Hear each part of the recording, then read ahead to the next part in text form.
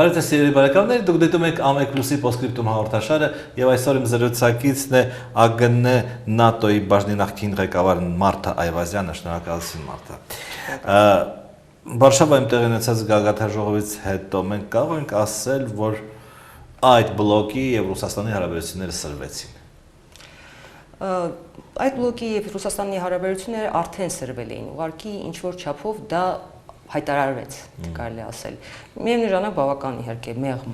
ես կասեի ամեն դեպքում զգուշավոր ձևակերպումները, որովհետև չնայած այո կա խնդիր, կան սրում, Ռուսաստանը ինքը արդեն հայտարարեց, որ սառը պատերազմի փաստորեն սկիզբ է այս ամենը, բայց համագործակցությունը, որը չի եղել նախքին սառը պատերազմի ժամանակ, ասած, այն միևնույն շարունակվելու է, որովհետև դա դերևս շահեկան է երկու կողմերի համար։ Սառը պատերազմի եզրը օգտագործում են երևի վերապահումներով, հա, որովհետև սովետական միությունը եւ Վարշավյան պակտը եւ ՆԱՏՕ-ի պակտը հավասար, քիչ թե շատ հավասար ուժեր ունեին, հա, նաև ռազմական։ ՆԱՏՕ-ն եւ Ռուսաստանը անհավասար ուժեր ունեն։ Եվ այդ առումով սառը պատերազմ դասական առումով, հա, Ֆուլտոնյան սառը պատերազմ բնականաբար չկա, բայց իմ կարծիքով սառը պատերազմը արդեն վաղուց է ընթանում։ Այն պահից, երբ որ սկսվեց այդ մրցավազքը սպառազինությունների, երբ որ սկսեցին դրան մեծապես նպաստեց փաստորեն Ռուսաստանի կողմից Ղրիմի բռնակցումը եւ այն ամենը ինչ տեղի ունենում այսօր Ուկրաինայում, բայց այո, սառը պատերազմը իմ կարծիքով կա բնականաբար այսօրվա սառը պատերազմը բացարձակ այլ սահմաններում է, այլ մեթոդաբանություն ունի, այլ ձև ունի, քան անցյալ դարի կեսի սառը պատերազմը։ Եվ այստեղ ոչ միայն այնտեղ երկու բլոկեր, այստեղ դուք ինչպես նշեցիք, ռազմական դաշինք եւ պետություն, որը սակայն իմ կարծիքով փորձելու է տեղափոխի այդ լարվածությունը, հակադրությունը դաշինք հարթություն, ինչը մեզ համար բացարձակ դեռնուտու չի, որովհետև եթե հայտարարվի, որ Ռուսաստանը հայտարարեց, որ ՆԱՏՕ-ի տեղակայումը, զորքերի տեղակայումը դա սպառնալիք է Ռուսաստանի համար, մինչդեռ նույն Բելարուսը ասեց, որ ոչ, ես սպառնալիք չեմ համարում այդ գործողությունները ՆԱՏՕ-ի, բայց եթե խնդիրը դրվի, որ դա նմանաձև ինչ որ քաղաքականություն պետք է որդեգրի հապկը, ապա բնականաբար թույլ օղակը մենք ենք։ Պուտինը հավակնություններ ունի ասելու այ եկեք նոր Յալտա կամ չգիտեմ նոր Պոտսդամ կամ նոր Թեհրան անենք, բայց Յալտայի ժամանակ մեր, այսինքն սովետական զորքերը գրավել էին Եվրոպայի կեսը, հիմա ճիշտ հակառակն է։ Պուտինը խելացի մարդ է, նա գնահատում է դա այդ վիճակը, թե չէ։ Դա մի քանի անգամ չի որ արտահայտվել է այդ միտքը եւ ես դերևս համաձայն եմ, որ կա որոշակի կապը իրականության հետ ինչ-որ խափանվել է տվյալ դեպքում, որտեղ բնականաբար այն ժամանակ սովետական միություն էր եւ սովետական միությունը պատերազմը հաղթած սովետական միություն եւ նույնիսկ այն սովետական միությունը, որը կար, նա շատ ավելի հզոր էր, քան այսօրվա Ռուսաստանը, որը միայն Ռուսաստանն է եւ որը բացարձակ այլ սկզբունքներով է ապրում, շարժվում եւ չի կարելի համեմատել եւ ասել եկեք նորը անենք, ինչ ռեսուրսով, ինչ հիմնավորումով, այն հիմնավորումով, որ միջուկային պետություն ես, միջով, դա բացարձակ բավարար չի նման կոչեր անելու համար։ Եթե էլի պատմական էքսկուրսների մեջ գնանք, ապա Պուտինի եւ Ստալինի տարբերությունը, հա, Ստալինը արևմուտքի հետ իր պայմանավորվածությունները Միացյալ Նահանգների հետ իր պայմանավորվածությունները պահում էր, ասենք թե ինչ որ մի Բուլղարիան կամ չգիտեմ Ռումինիան մեզ, Հունաստանը ենթադրենք ձեզ, հա, եւ երբ որ Հունաստանում սկսել են հետապնդել կոմունիստներին, Ստալինը չէր խառնում, որովհետեւ նրանք պայմանավորվել են։ Այսինքն իսկ Պուտինը այսպիսի պայմանավորվածություններ կարծես թե չի պահում, այդպես է թե չէ։ Համենայն դեպս մեր նույն Ուկրաինայի օրինակը ցույց է տալիս, դա նույնիսկ պայմանավորվածություն չէր, ասենք, հակառակ ինչ-որ դաշինքի կամ բանի հետ, բայց Ռուսաստանը հանդիսանում էր Ուկրաինայի անվտանգության երաշխավորը եւ բացարձակ անվտանգության, տարածքային ամբողջականության եւ այլն, ամեն ինչի, եւ դա էր, այսինքն այդ համաձայնագիրը, այդ երաշխիքները, որ տրվել էին Ուկրաինային, դա պայմաններ ի պատասխան նրա, որ Ուկրաինան հրաժարվեց միջուկային զենքից։ ինչ եղավ, մենք բոլորս տեսանք։ Բացարձակ այդ պայմանավորվածությունները փաստորեն չհետևեց։ Հիմա այս Վարշավյան սամիտի արդյունքում կարծես թե Լեհաստանում եւ Բալտյան 3 երկրներում հազարական ավելացվում է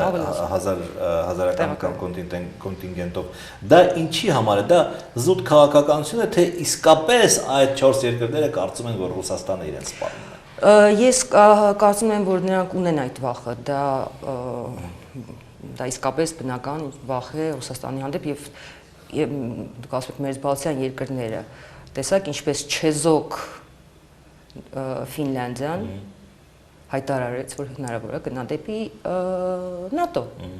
Այսինքն եթե Ֆինլանդիան ունի այդ վախը, բնականաբար լեհերի եւ առավել մեր բալտյան երկրներում այդ վախը կա։ Մի մոռացեք, որ այնտեղ նաեւ կա ռուսական բնակչություն, բավական զգալի, նույն Էստոնիայում, նույն Լատվիայում, եւ նրանց համար դա ես գտնում եմ, որ իրանք իսկապես հավատում են եւ դա զուրկ չի որևէ հիմքերից, այն որ իրանց մոտ կա ազգային անվտանգության խնդիր։ Այսինքն դուք կարծում եք, որ Ռուսաստանը կարող է հարձակվել։ Ռուսաստանը, գիտեք ինչ, շատ դժվար է մեր ներկայիս իրավիճակում ասել ինչ կարող է անել Ռուսաստանը, ինչ չի կարող անել Ռուսաստանը։ Ռուսաստանը արդեն արեց քայլեր, որոնք չէր ենթադրվում, որ նա կանի երբևիցե, նույն Ղրիմի հետ կապված։ Դա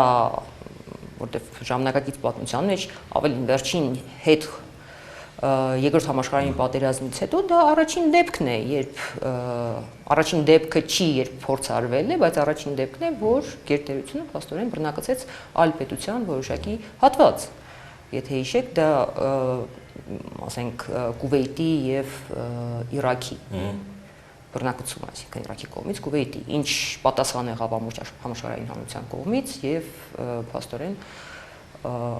շարունակությունը մենք գիտենք։ Դա այն սկզբունքն է, որը համենայն դեպս որը քանդել է իսկապես դա խալխլեց հիմքերը միջազգային աշխարհակաղակական այդ հարաբերությունների իրավիճակի։ Ռուսաստանը նաև հայտարարել է եւ ՆԱՏՕ-ն դրանց շատ սուր է արձագանքել, որ ինչ որ տարածքներում ստեղծելու է թռիչքներից ազատ գոտիներ։ Դա ինչ է ենթադրում եւ ինչպես է Արևմուտքը պատրաստում դրան հակադրվել, ինչը հայտարարվեց Վարշավայում։ Ուրեմն ինչ որ տարածքներում որտեղ ծևծովում, հա, ենթադրեն կամ այլ, որտեղ ոչ մի այլ դիկտատուր չի կարող։ Դա ընդհանրապես ես չեմ պատկերացնում, թե Ռուսաստանը ինչպես է իրականացնում։ Հայտարարություն անելը, որովհետև դա մի բան է, դա, այսինքն ցույց տալ ուժ եւ այլն, բայց ինչ է նշանակում նման ընդհանրապես նման տարածքները, երբ որ ունեն դա որոշակի միջազգային կարգավիճակի տարածքի, որը պետք է համաձայնեցվի, այսինքն այնտեղ օդային կորիդորներն են այսպես կոչված եւ ինքնաթիռները բավական աշխուժ է երթևեկությունը օդում մենք չենք տեսնում, բայց կա եւ այդ հայտարարությունը ինչին է միտված եւ ինչպես են նրանք իրականացնելու, ինձ համար ճիշտ ասած դա բավական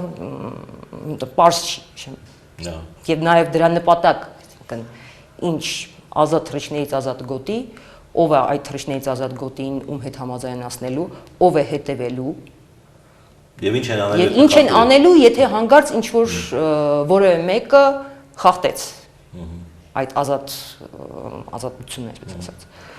Վրաստանը, հա,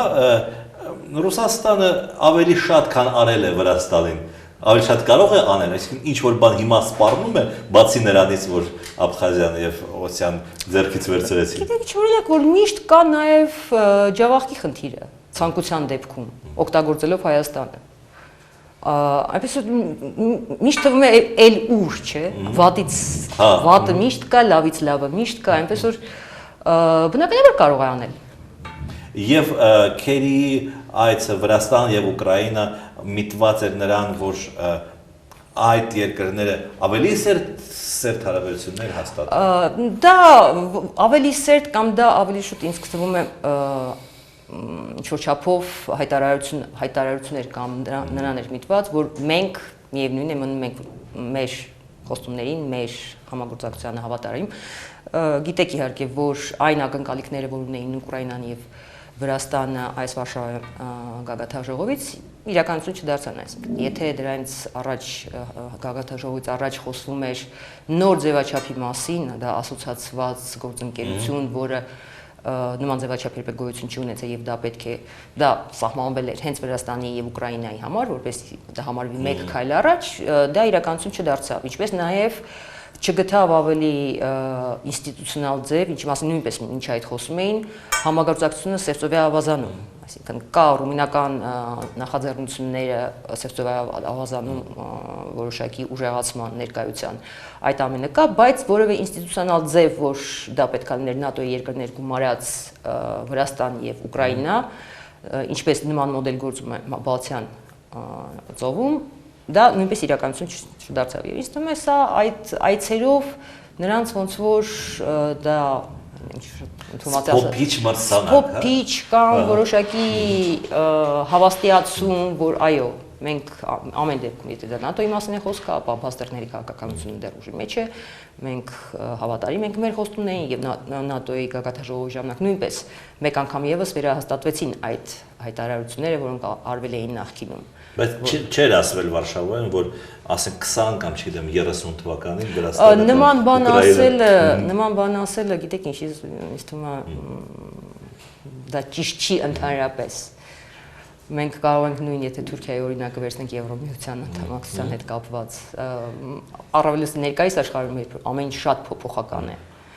Չգիտես թե 2-3 տարի հետո ինչ կլինի, կարող է 1 տարի հետո նրանք անդամակցեն, կարող է դա տեղի չունենա նույնիսկ 20 տարի հետո։ Նման սահմանել ժամկետներ շատ սխալ է։ Դե ֆորմալ ինչ որ ցուցակ, հա, պահանջների կա, որ պիտի կատարեն երկրները ՆԱՏՕ-ի անդամ դառնալու։ Դա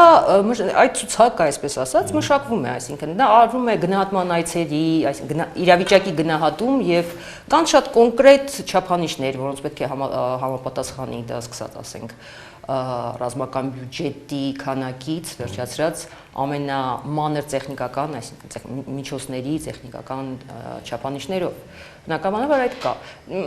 Ինչ որ հարցեր կան, որ այս լողում են, այսպես կարելի ասել, որոշակի ինչ որ բան ունեն, այստեղից այստեղ կարող եք բավարարել այդ պահանջները, կան որոշակի շատ հստակ պահանջներ։ Պահանջների տեսակետից բնականաբար Վրաստանը շատ ավելի առաջ է, քան Ուկրաինան, բայց Վրաստանի դեպքում իհարկե որպես պետություն ով ունի տարածքային խնդիր մասնավորապես Ռուսաստանի հետ, տարածքային վեճ Ռուսաստանի Վրաստանի համար, իսկ դա Աբխազիայի եւ Ռուսաստանը լրիվ այլ կերպ է իհարկե նայում, ընդունել անդամ ով ունի նման խնդիրներ, դա ռիսկային է։ Երկրորդ խնդիրը, որը նույնպես նշվել է, դա այն է, որ այնուամենայնիվ վրացական իշխանությունները համարվում են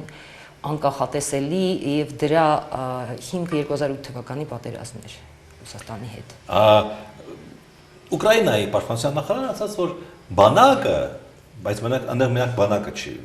պահանջները, որ բանակը պատրաստ կլինի 20 թվականին, բայց այնտեղ, չգիտեմ, ժողովրդավարության բան այդպիսի պահանջներ կան թե չէ։ Ընդհանրապես այդ ամեն ինչը կա, որովհետև նույնիսկ եթե այդ ամեն ինչը կա Հայաստան-ՆԱՏՕ գործընկերության գործողությունների ծրագրի մեջ, որովհետև չի կարող ինչ որ միավոր, ասենք, ռազմական, զինվորական մասը կամ ռազմական մասը պետության գործի պատշաճ կերպով, եթե մնացած ամեն ինչը չի համապատասխանում որոշակի չափանիշներին, այնպես որ դա բնականաբար կա եւ կոռուպցիայի հետ կապված խնդիրները եւ ժողովրդավարության հետ կապված խնդիրները, այդ ամենը նույնպես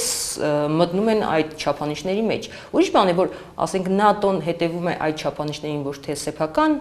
այսինքն իրանք ունեն որոշակի մասնագետներ, որոնք դրան հետևում են, նրանք օգտվում են այլ կազմակերպությունների, մասնագիտացած կազմակերպությունների կողմից տարվող աշխատանքին եւ արդյունքներին։ Ես հիշեցի, որ 1992 թվականին ՆԱՏՕ-ի անդամ դարձավ Թուրքիան, որը եւ բանակի, եւ ժողովրդավարության, եւ բոլոր այլ առումներով շատ հեռու է։ Շատ հեռու է, բայց հիմա շատ բան է փոխվել իրականում եւ աշխարհը շատ արագ է փոխվում։ Այն ինչ եղել է 90-ականներին համեմատելի չի այն ամեն ինչի հետ, ինչ որ տեղի ունենում այսօր։ Այն ինչ տեղի ունեցել 50-ական, 60-ականներին առավել եւս դա լրիվ այլ աշխարհ էր։ Չնայած որոշակի սահմանումներ, եզրույթներ բնականաբար կրկնվում են, մնացել են նույնը, բայց դրանց բովանդակությունը բացարձակ այլ է։ Թուրքիան Սև ծովում պետք է ակտիվանա ըստ Վարշավյան բանի, որովհետև Սև ծովում Ղրիմի պատճառով սրվել են հարաբերությունները, հա, բայց մյուս կողմից Ռուսաստանը եւ Թուրքիան պայմանավորվել են կամ հայտարարել են, որ պայմանավորվել են ինժիրլիկ բազան տրամադրել Ռուսաստանին տերորիզմի դեմ պայքարելու համար։ Այդ հակասությունը ինչպես կբացատրեք։ Գիտեք ինչ, ես արդեն նույնիսկ հերքում եմ կարդացել, որ այդ առաջարկը չեղյալ են արել հենց թուրքական կողմը։ Ինչ վերաբերում է ահաբեկչությանը, իհարկե հավաստիությունը բոլորը հայտարարությունների առանցին խնդիր է, բայց ինչ վերաբերում է ահաբեկչությանը, ապա գիտեք, որ նույն ՆԱՏՕ-ն եւ ՆԱՏՕ-ի անդամ պետությունները որպես անկախ պետություններ, անկախ դաշինքից նույնպես այդ համագործակցությունը ենթադրվում է եւ նրանց համար դա անհրաժեշտություն է նաեւ ինչ որ դեպքերում։ Հենց դա է, որ նաեւ տարբերում է, ասենք, սառապատերազմը այն 20-րդ դարի եւ ներկայիս, որ կա համագործակցություն, կան որոշակի խնդիրներ, որոնք սպառնալիք են համարվում անկախ իրենց միջև եղած փոխհարաբերություններից, բայց նաեւ եւ Ռուսաստանի համար, եւ ՆԱՏՕ-ի անդամ պետությունների համար, եւ ոչ միայն ՆԱՏՕ-ի անդամ պետությունների համար, եւ այդ սպառնալիքների դեմ պայքարելու դեպքում պայքարելու համագործակցությունը դա այսօրվա իրականությունն է։ Վարշավայում նրանց հաստատում մի անգամ հիշատակվել է Հայաստանը, այնպես ինչպես հիշատակվել էր Ուելսում, այսինքն 2 տարի առաջ, որ ՆԱՏՕ-ն սատարում է Վրաստանի, Հայաստանի, Ադրբեջանի եւ Մոլդովայի իշխանությանը, տարածքային ամբողջականությանը, անկախությանը, իսկ կոնֆլիկտները պետք է լուծվեն, չգիտեմ, խաղաղ ճանապարհով։ Հա, այսինքն Հելսինկյան ակտի, ՄԱԿ-ի կանոնադրության եւ այլ պատճառով։ Այսինքն դա նշանակում է մենք դրա հետ գործ չունենք, հա, դա է նշանակում։ Բնականաբար նրանք դրա հետ գործ չունեն։ Դա արդեն մենք երկար տարի 2 տասնամյակ մենք միջազգային հարաբերությունների սուբյեկտ ենք, բայց ոչ մի կերպ չենք կարողանում տարանջատել տարբեր կազմակերպությունների գործառույթները եւ նրանց ընդհանրապես իրավասությունները։ Բնականաբար ՆԱՏՕ-ն այդ կոնֆլիկտների հետ որևէ առնչություն չունի եւ չի կարող ունենալ։ Եվ պետք չի ամեն անգամ զարմանալ, որ նրանք կրկնում են այն, ինչ հիմնականում ասվում է հենց մասնագետ, այսինքն տվյալ դեպքում, եթե Լեռնային Ղարաբաղի մասին է խոսքը, դա Մինսկի խումբն է, դա ԵԱՀԿ ձևաչափն է, եւ այնինչ ընդունվում է այդ ձևաչափում, կրկնվում է մնացած այլ կազմակերպությունների կողմից։ Այսինքն այն, որ Հայաստանի եւ Ադրբեջանի նախագահները գնացին Վարշավա, ելույթներ ունեցան, հանդիպումներ ունեցան, դա չի ընդլայնում բուն ՆԱՏՕ-ի, այսպես ասած, գործառույթը։ Ոչ, մենք ունենք համագործակցության որոշակի շրջանակ։ Եվ դա է մեր բոլոր գործառույթները, թե ՆԱՏՕ-ի, թե գործընկերպետությունների այդ շրջանակներով են պայմանավորված։ Այնպես որ ավելին ամենայն դեպս ներկայումս ես չեմ պատկերացնում։ Շնորհակալություն հետաքրքիր համար։ Սիրելի բարեկամներ, իմ զրուցակիցն էր ԱԳՆ ՆԱՏՕ-ի բաժնի նախկին ղեկավար Մարթա Այվազյանը։ Մենք կհանդիպենք վաղ, ըստ այստեղն։